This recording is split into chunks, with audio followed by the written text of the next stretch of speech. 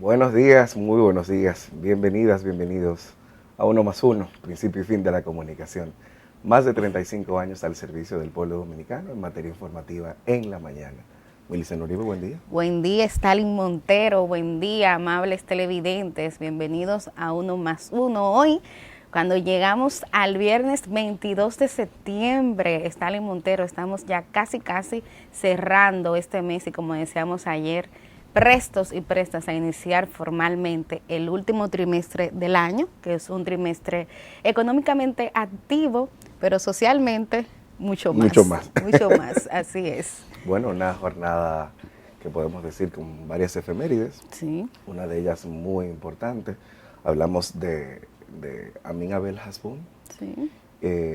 Además, con una preocupación que me generaba cuando veía ayer alguna convocatoria de un evento que habrá en la Universidad Autónoma de Santo Domingo, en su facultad, la de Ingeniería y Arquitectura, preguntándome más bien, ¿cuántos jóvenes dominicanos de esta actual generación conocerá a Amin Abel Hasbún? Bueno. Y sabrá sus aportes, su sacrificio en favor de la democracia. Sí. ¿Cuántos?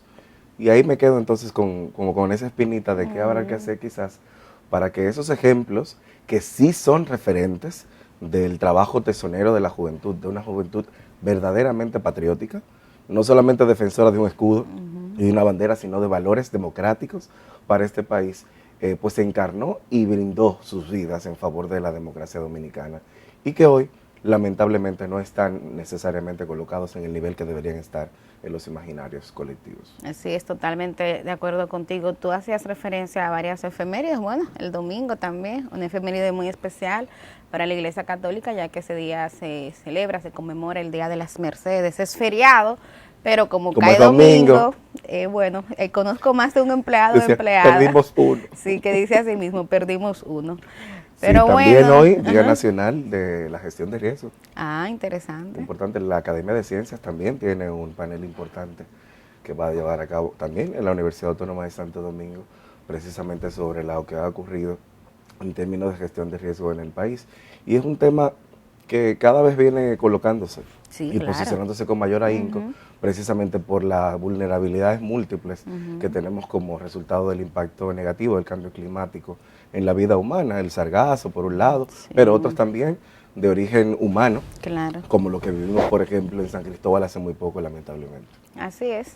Y bueno, Stalin, como característica de la opinión pública y de la agenda del día de hoy está que comienza ya a diversificarse, hay muchísimos temas que desde ya comienzan a entrar en la agenda, y lo decía porque desde la semana pasada hasta esta, el tema Haití había sido el tema que dominaba en demasía la información pública. Hoy, por supuesto, ese tema está básicamente porque será hoy cuando el presidente de Haití dirija su discurso ante la Asamblea de Naciones Unidas, y aquí hay expectativas, aunque ayer ya un poco se adelantaba cuál era la posición del gobierno haitiano en relación a la construcción del canal del río Masacre. Digo que hay expectativas porque para República Dominicana es interesante saber qué posición va a plantear el presidente, más que presidente, el primer ministro haitiano, y sobre todo en qué tono lo hará. De eso va a depender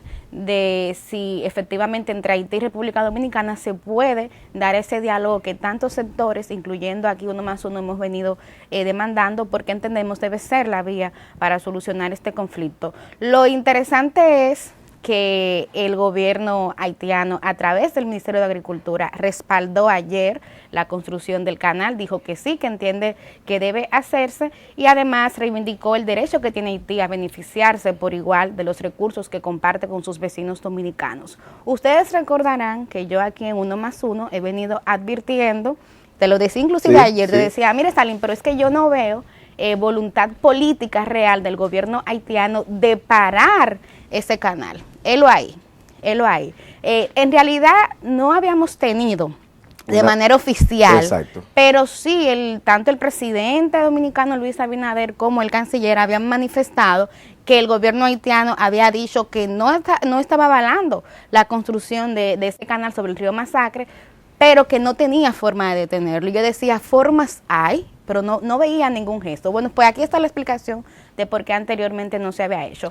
Yo creo que al final también aquí hay una actitud muy oportunista del gobierno haitiano, que es un gobierno bastante débil, que no tiene ni legalidad ni legitimidad, un gobierno que enfrenta una situación interna bastante complicada y que posiblemente lo que esté haciendo con esta decisión es agarrarse de lo primero que encontró. Es como cuando una persona se está ahogando, se agarra de lo primero que encuentra y al respaldar esta construcción del canal, pues busca crear sintonía con un pueblo que también, como decíamos aquí en Uno más Uno, y recuerden que tuvimos una entrevista exclusiva de la periodista haitiana Colette Lespinace. Ella hablaba de cómo de manera mayoritaria en Haití se estaba respaldando esta construcción, y al final me parece que no es más que una actitud bastante oportunista del gobierno haitiano. Esto pasará a la historia, sobre todo en términos de análisis sociales, de también cómo una acción empresarial en un momento determinado puede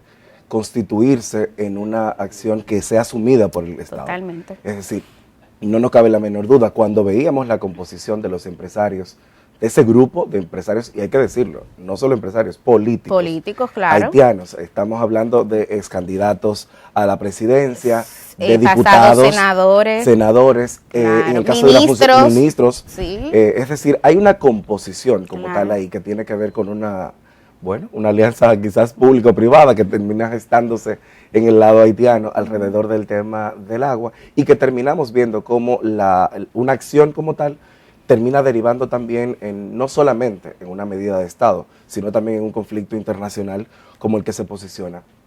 Por lo que nos decía la colega Colette Lespinace, no habría grandes niveles de expectativa del discurso del primer ministro Ariel Henry en Haití. Sabemos de antemano que desde hace varios meses también la comunidad haitiana, el pueblo haitiano, desde diferentes sectores, ha manifestado su interés en que éste salga de la posición como tal. Pero la realidad es que las condiciones institucionales en Haití no están dadas para poder generar un proceso marco que permite, que garantice un proceso electoral que sea transparente y que evacúe realmente un resultado que sea favorable para la gobernabilidad. Sí, el otro elemento de ese discurso del primer ministro haitiano hoy ante la Asamblea de Naciones Unidas es su posición sobre la intervención. Y ahí también ya es sabido por todos y todas que él va a reiterar ese llamado, porque de hecho ya él lo había hecho en el pasado, entonces es un poco reiterar. Ayer tuvieron lugar, Stalin Montero, dos hechos importantes también en este escenario. Por un lado, Kenia tuvo su alocución y reiteró su disposición a liderar una fuerza de intervención en Haití. Lo único es que pedía que a través de Naciones Unidas se le garantizaran ciertas condiciones. Kenia, y es interesante porque aquí se da lo que revelaba nuestro invitado del día de ayer, Elvin Calcaño Ortiz, politólogo, que él decía cómo también tenemos que mirar hacia otros países. Él decía, hay que mirar hacia África, hay que mirar hacia Asia, hay que mirar hacia América Latina para generar consensos en relación a la agenda haitiana. Y aquí con Kenia, pues se demuestra que esa tesis es correcta. También, por otro lado, nuestro presidente, el presidente Luis Abinader, se reunía con el secretario general de Naciones Unidas y ahí también le reiteraba ese llamado a redoblar esfuerzos para lograr conformar esa misión de seguridad en Haití. También tuvo una reunión con el secretario de Estado de Estados Unidos y ahí pues también se están haciendo los aprestos para ver cómo se logra conformar esa misión. Creo que en República Dominicana se puede anotar un éxito político y diplomático porque, y también lo decíamos la semana pasada, inicialmente este discurso solamente prosperaba, lo decía, en Costa Rica, en Panamá, prosperaba también en Kenia, en otros países también que forman parte de la comunidad del CARICOM, pero ahora tener ya... Finalmente está colocado en la agenda internacional. No, claro, tener a Estados Unidos, y eso fue el hito del discurso del presidente estadounidense Joe Biden, pues eso realmente fortalece. Como quiera, insisto, que la clave finalmente va a estar en este Consejo de Seguridad de Naciones Unidas, que es donde se toman este tipo de decisiones, entre otras, y ahí pues Rusia y China seguirán siendo la clave. Y el presidente también se lo agregará ahí, que el presidente Abinader va a Estados Unidos en visita oficial. Exactamente. Anunciado también en este marco.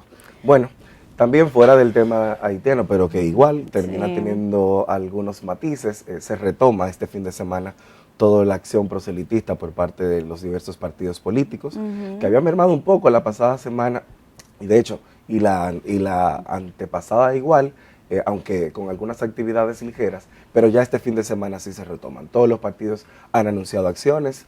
En el caso del presidente Abinader estará por el Cibao, pero también por el sur. Sí. Me llama la atención que he visto poca incidencia de la mayoría de los candidatos oficiales en la región este del país. Como que el tema en disputa parece que el este o está dormido o están muy claros los números para todos. Pero parece que los territorios en disputa son el sur. Hemos visto un ahínco especial en San Juan de la Maguana, en Barahona, en Azua, como se repite para este fin de semana. Y en el caso del Cibao también ha estado anunciado visitas para algunas provincias de esta región como tal. Un elemento importante, vamos a ver un poco cuál es el tono de los discursos, que vimos que la semana pasada versó mucho sobre el tema haitiano. Hay que ver si se ponderará o si volvemos a la vorágine del bien y el mal y quiénes se van de un lado a otro. Sí, como parte de esa agenda proselitista que tú señalas que se va a acrecentar durante este fin de semana, hay una actividad muy particular que la va a encabezar la Fuerza del Pueblo. Va a ser en la Plaza de la Bandera, mañana sábado. Dicen que es una actividad para celebrar que en su padrón electoral han alcanzado la cifra de 2 millones. A mí me llama, ¿qué decías? Pues ya gobierna, entonces, ¿sí es eso? A mí un me poco llama, extraño el dato, pero a mí bueno. me llama la atención porque es una actividad que también, lo digo en términos populares, no deja de sacarle la lengua y en su propia cara a la Junta Central Electoral. Porque recuerden que este es un periodo que estamos todavía de manera oficial en la pre-campaña y que no se debieran hacer manifestaciones partidarias al aire libre. Así lo dice la proclama que editó de manera oficial la Junta Central Electoral, en el que explicaba qué estaba permitido y qué no estaba permitido en este periodo. Bueno, la Fuerza del Pueblo ha dicho que no es un meeting. Dicen que es una fiesta de la democracia y que por ende pues ellos van a estar manifestándose ahí. Mañana sábado frente a la Junta Central Electoral, porque es justamente en la Plaza de la Bandera. Mira, hay un dato importante que yo creo que es rescatable de este proceso y hay que recordárselo, no solo a la Fuerza del Pueblo con este llamado, sino al resto de organizaciones políticas, y tiene que ver directamente con el régimen de consecuencias. Es decir, ya la Junta fijó una posición. Se celebró posteriormente una cumbre con los partidos políticos en donde se pusieron de acuerdo en cuáles elementos flexibilizar, en cómo poder adecuarlo.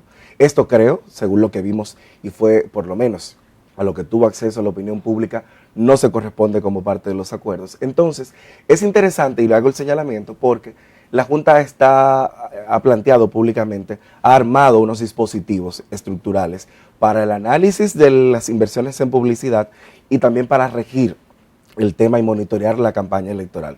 Con lo cual, si el régimen de consecuencia afecta de alguna manera a la Fuerza del Pueblo, no sería bueno verles llorando.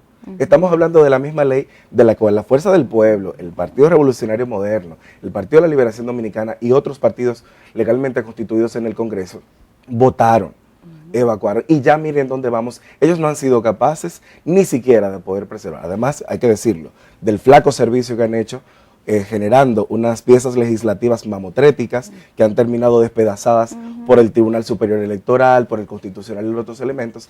Además de eso, el incumplimiento de lo que ellos mismos ya votaron.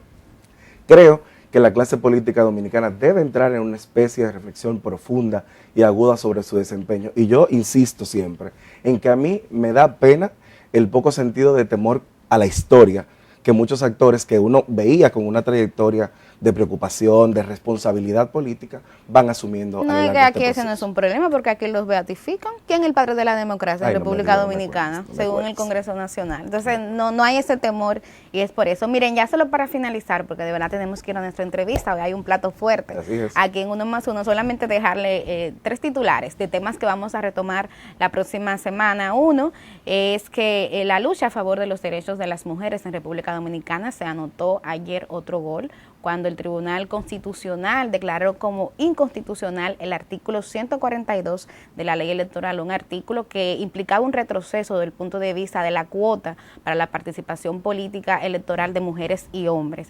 Esto es importante, aunque hay que decir, hay que reconocer que ya la Junta había manifestado que independientemente de lo que dictaminara el tribunal, se iba a mantener la cuota, la aplicación de la cuota, no por demarcación nacional, sino como querían los partidos, sino por niveles, lo que que permite que podamos tener más mujeres en las boletas electorales. Por otro lado, también problemas en la Alianza Rescate RD. Me parece que ahí las cosas no han marchado bien. Han salido algunas encuestas después que se conformó esa alianza y no se ve el impacto en cuanto a la preferencia electoral por cada uno de los candidatos. Lo que sí se ve son los movimientos de gente de un lado a otro. Sí, eso sí, lamentablemente. Y finalmente, bueno, llegó el día de alabanzas para Álvaro Arbelo, falleció ayer, un destacado comunicador de la República Dominicana. Y lamentablemente él tenía ya muchos años padeciendo cáncer y ayer finalmente se produjo su deceso. Desde aquí nuestra solidaridad con sus familiares, compañeros de trabajo y amigos. Así es. Bueno, ahora vámonos a la pausa, ¿Sí? Muy breve. Hoy, como ya anunciamos, tenemos plato fuerte. Sí, sí. En la primera entrevista, en nuestro primer plano, vamos a tener a Iván Hernández, quien es el director del INESPRE. Con él vamos a conversar no solo sobre el tema del abastecimiento de alimentos en República Dominicana, sino de un mandato en el que han estado trabajando recientemente como parte de las medidas del gobierno para poder apalear y llevar un poco de equilibrio a todo el tema del conflicto en la frontera. Y en la segunda entrevista vamos a estar conversando con Tony Abel Raful, que tiene además aspiraciones a una precandidatura a regiduría para el Distrito Nacional. Y además de eso, creo que debo hacer el compromiso con ustedes de reiterar ese llamado a que pueda acceder a todo el contenido que producimos en Uno más Uno para ustedes a través de nuestras plataformas en redes sociales. En el caso de Facebook, como Uno más Uno Teleantillas. Ahí vemos imágenes también de nuestra cuenta en Instagram, donde puede encontrarnos también como Uno más Uno RD, y en el caso de YouTube puede acceder a ella a través de Uno más Uno Teleantillas. Consulta esta información que es valiosa.